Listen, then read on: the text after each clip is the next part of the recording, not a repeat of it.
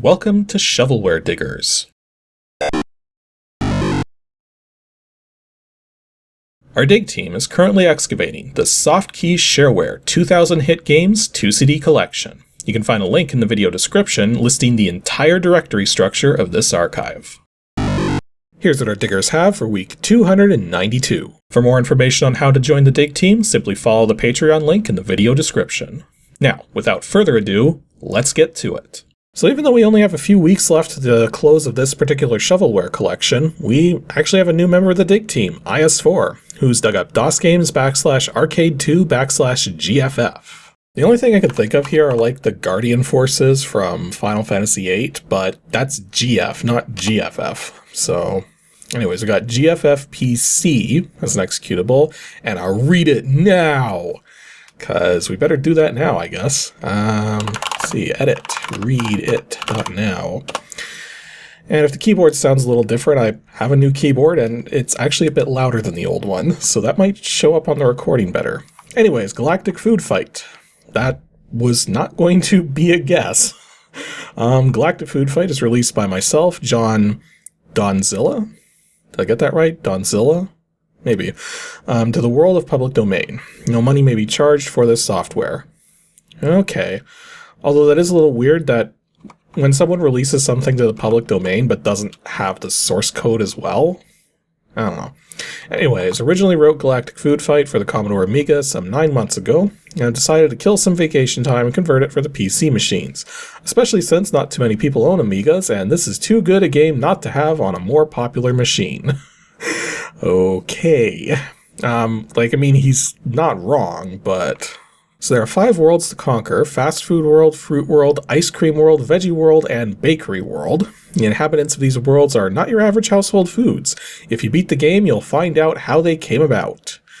Okay, so basically our reward for winning the game is lore. Yeah. Control your burger fighter with the keyboard and blast those burgers back to non-existence. Catch the power-up pod, increase speed, weapons power, and win extra lives. Select starting lives from the options menu before you start the game, as well as starting level, though you can only start as high as level 3. Skill and practice will help you get to the end.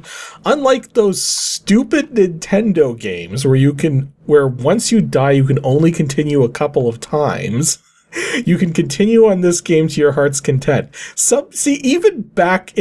Even back in the early 90s, people understood this. That this whole notion of limited continues and lives and stuff is like this antiquated holdover from the arcades, which didn't really belong in most home video games.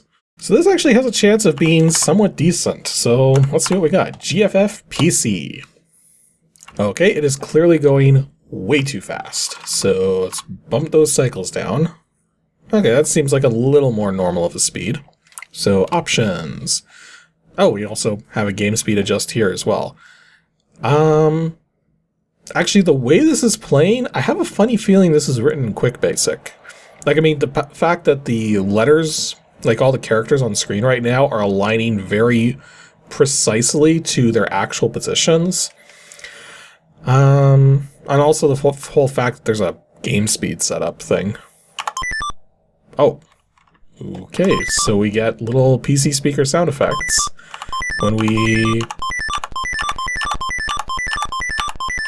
how do I turn this back down?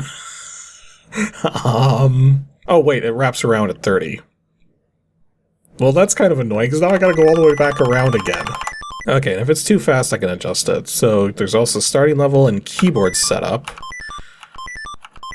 Okay, so there's only specific configurations here. AZ, comma, period? I mean, that's unusual, but not unheard of. Yeah, these are some weird controls. Okay. Okay, more proof that this was written in QuickBASIC. So, one thing I've mentioned before is that in QuickBASIC, there is actually a method to detect the state of the Shift, Control, and Alt keys without having to, like, a way to detect whether they're held down or not, without having to use like the normal keyboard routines or anything. I looked it up recently and I couldn't exactly remember how to do it because I don't think it's a normal method. I think you have to like call ports or addresses or something. But the thing is, you can do it. And that's not normally, it's like the only way in QuickBASIC to get a key up or down state instead of just a character press, like if you're typing. So because of that, we'll see here that the particular keyboard setup here using the AZ, comma, and period keys also has a stop moving key, because this particular setup clearly can't do that in terms of holding keys down. So you have to hit the key to start moving and then the other key to stop. And the thing that's interesting about this, though, is that there's no setup for the arrow keys. Like, really? Like, okay, I get it that not everybody understands how like the arrow keys and function keys work in QuickBASIC, but still, you could have had like a movement thing for that, or heck, you could have had the numeric keypad. Why is the numeric keypad not an option? Okay, well, believe it or not, I think this method right here is going to be the easiest one for me to work with. So, because like the other methods here have a very weird layout when you think about it. Like left shift and right shift to move up and right, control and alt to move down and left. Like, yeah, that's all very weird. So I think this is probably the best way to go. Okay, so start. Accessing graphics data, loading graphics, clearly. Okay. So... okay. Okay, so we can fire with the spacebar.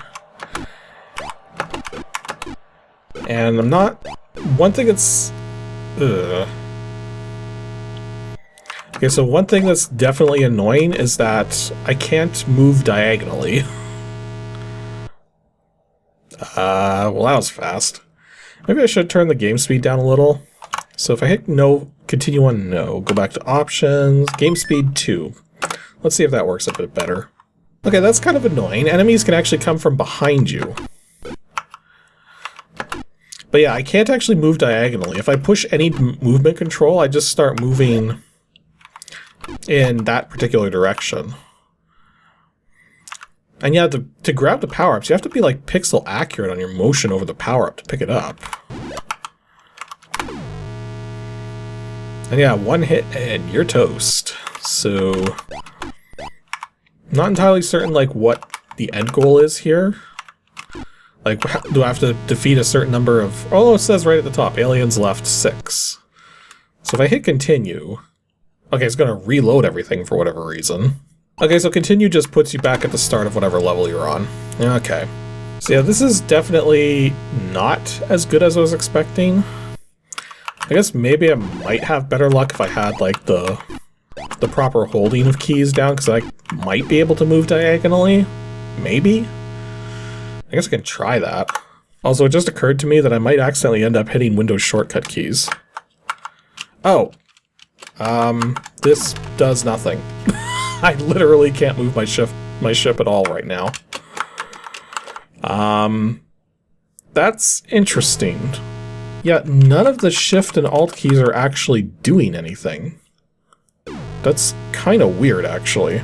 Okay, can we at least beat one wave of this? Like, that would be nice. Okay, and I think I figured out what's going on with the power-ups. It's not that you have to be pixel accurate, it's that it's detecting your position based on the top left corner of your ship, as opposed to the center of your ship. So, yeah, so long as the top...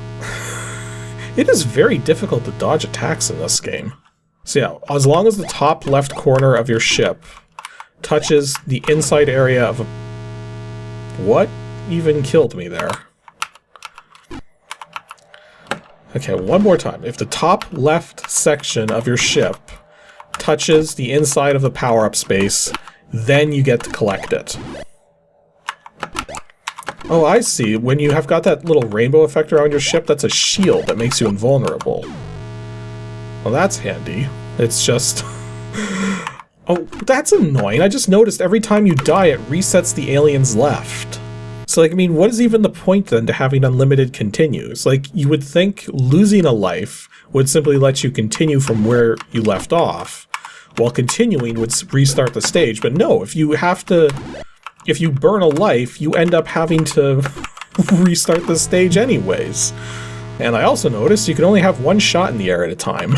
So there's a lot of things this game is not doing right.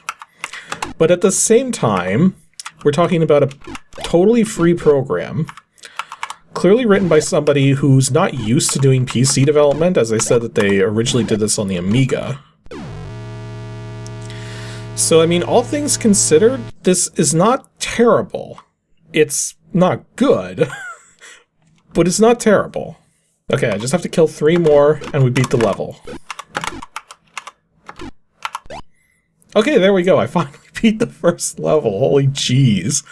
That took way too long. So I guess the question now is, are the graphics going to be different for the second level? Oh, I'm seeing some different food there. Yes, the graphics are indeed different for the second level. Although the funny thing is, one of the power-ups supposedly is a power-up, but I couldn't figure out what it was doing. So, I mean, sometimes a power-up gives you a speed boost, sometimes a power-up puts the shields up, but sometimes it just says power-up, and I have no idea what that's actually doing when that happens. Like, I thought maybe it would be like a stronger weapon or something, but everything goes down in a single shot, so... Anyways, that was Galactic Food Fight. For a free game, it's not terrible, but it definitely has a lot of room for improvement. Our next dig for today from RetroSwim is DOSGAMES /arcade2 /LOADLAR. Wasn't there a game called LOADLAR? Got a funny feeling that's what this is going to be. We got a soulsoft.doc, so a Soleau Software more than likely. File ID.diz and LLR_reg.doc, registration info more than likely. Let's do file ID.diz. Loader Larry 1.0. Yep, I guessed it. Larry Lontrose is a part-time dock loader in his hometown of Longview. He has ambitions to be promoted up the corporate ladder by solving the 20 mind-bending puzzle rooms. You can help Larry fulfill his dreams. Each room has objects like boxes, balloons, TNT, and much more. Using these objects and avoiding others, he must reach the doors in each room. A pure animated logic puzzle. Okay. So, Soleau Software for the creative user presents Shareware copy. That's an interesting name for a game. Okay, so there's Loader Larry. Oh, it's actually a different introduction here. Has lived his whole life in Longview. Like his father and grandfather before him, he works for the only factory in town. Generations of Lontroses have worked hard for the factory, yet nobody in his family, except his Aunt Mabel, who eventually became a junior vice president during the 1930s, has ever been promoted from the loading docks where most employees are put to work. Larry, however, has bigger plans for himself. As a boy, he was told by his parents that he could achieve anything if he worked hard enough at it. Determined to make something of himself, he decides to work overtime on the night shift to impress his superiors. Eh boy.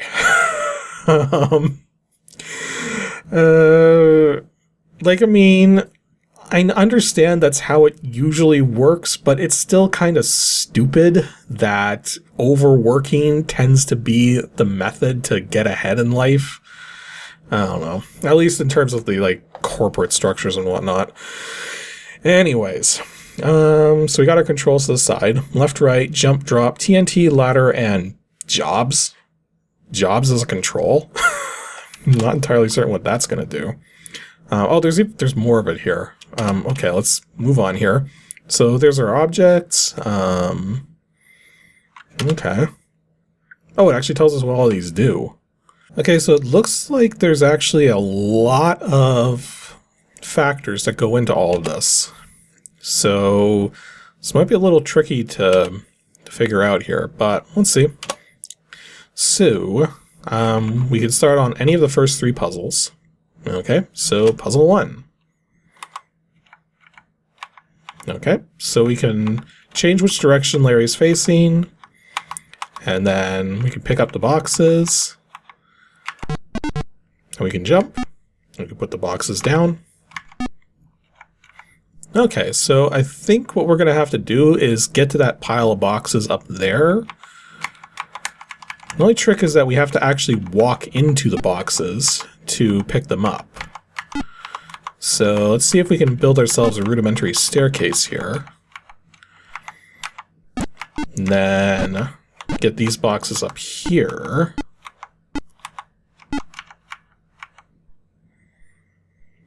Oh, right. I picked the boxes up. Actually, that might still work, because if I jump like that... Okay, so I pick up the boxes in that manner. That works. Okay, so if I jump up over here, drop down, drop the boxes... Okay, that actually works. So...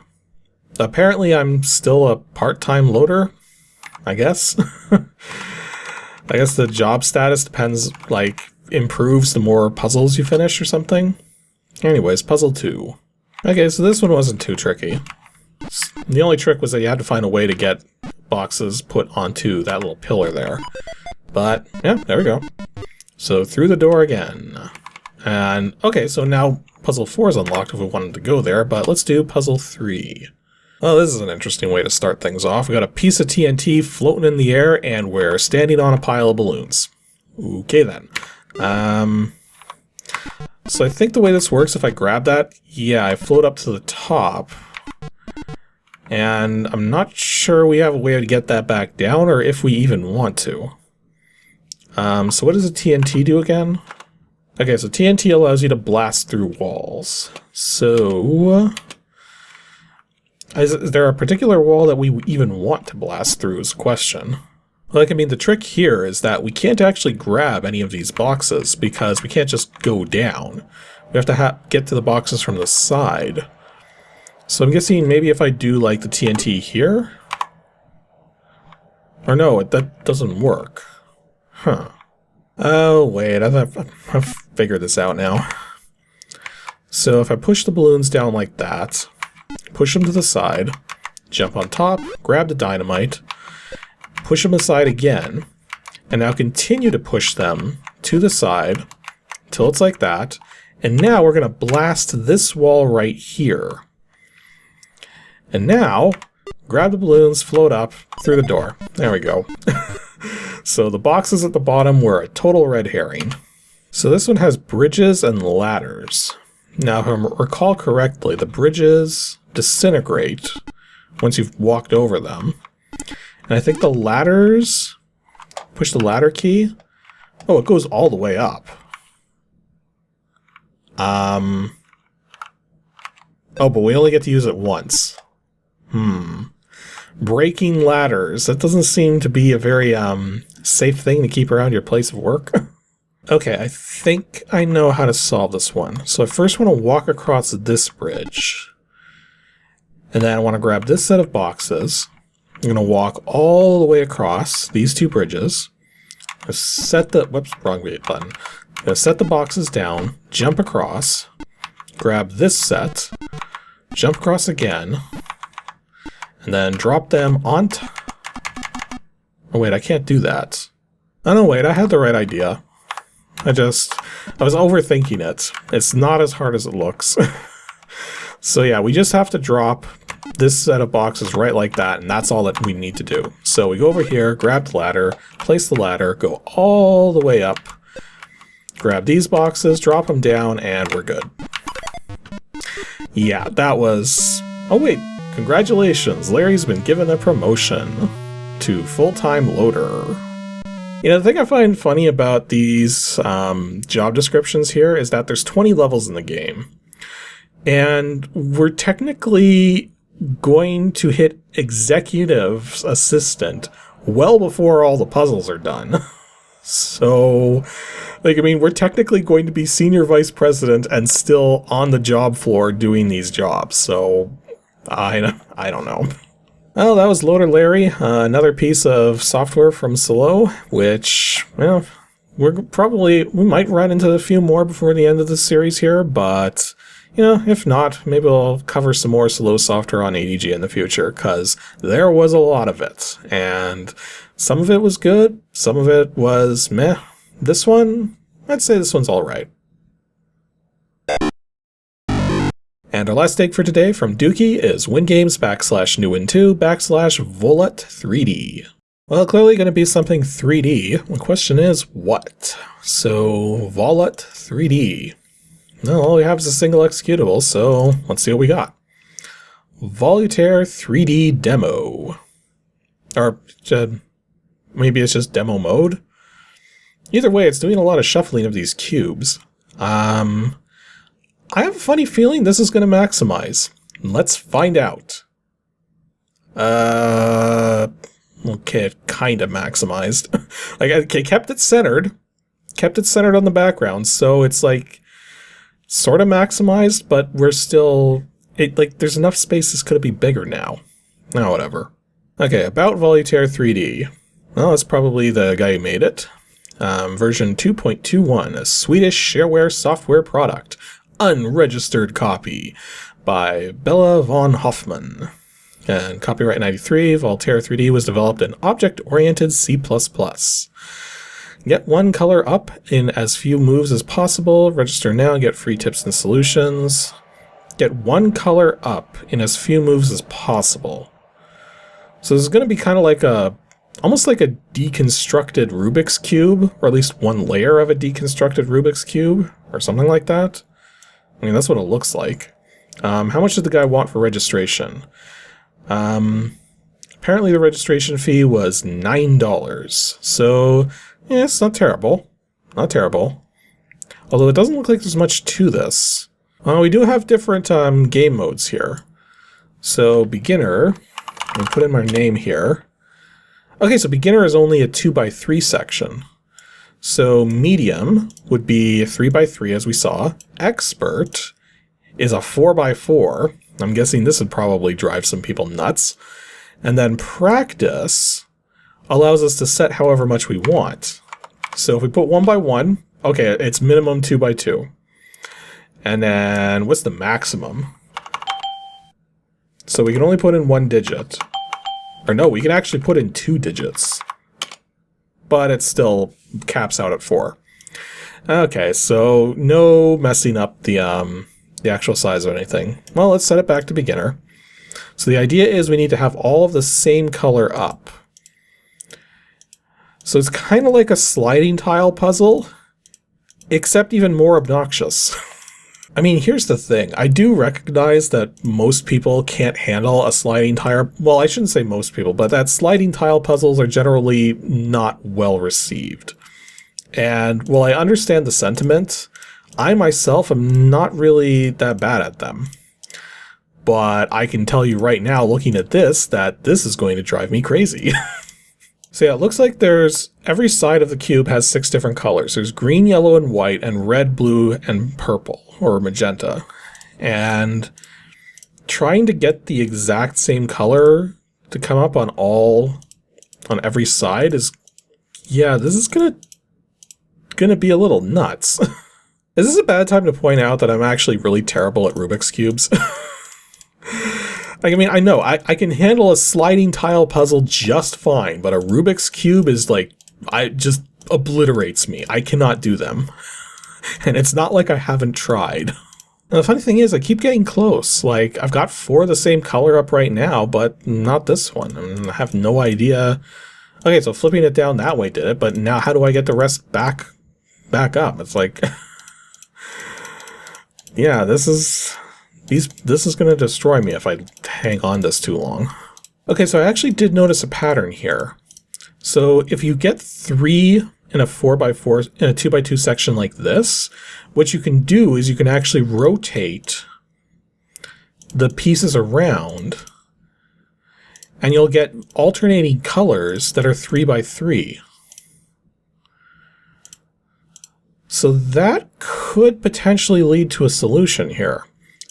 The only trouble is that this piece right here is only switching between yellow and red right now. So I would have to somehow get it into a different state. But like, I mean, getting 3 of the same color going is a heck of a lot easier than trying to get 4 of the same color going. Okay, it's flipping between yellow and red now. But if I do that trick here, what is my extra color? Still blue. Okay, I think the way it's oriented right now, I'm only going to get blue. Okay, so you're not necessarily going to get 2 of the same color. But let's see if we can actually make something of that anyways. Okay, so I got a 3x3 of yellow now. So, okay, and I can turn that into white. So that's good to know. So I just have to get it into a position where I can move one of these. Okay, that doesn't flip to white though. I think I might actually have this solved. So if I put the whites back around, I guess I should have done it the other way. Like that, and that. Okay, I actually did solve it. It did take me forever. My recording time says 15 minutes, so... Well, this says it took me 11 minutes. So I guess that's how long it took. It took me 11 minutes to figure it out. In 1,091 moves. I'm pretty sure it could probably be done better than that. So that was Voltear 3D. That's actually a decent puzzle game. It's not one that I'm competent at by any stretch of the imagination, but if these kinds of color-based puzzles are your jam, then this one actually fits the bill.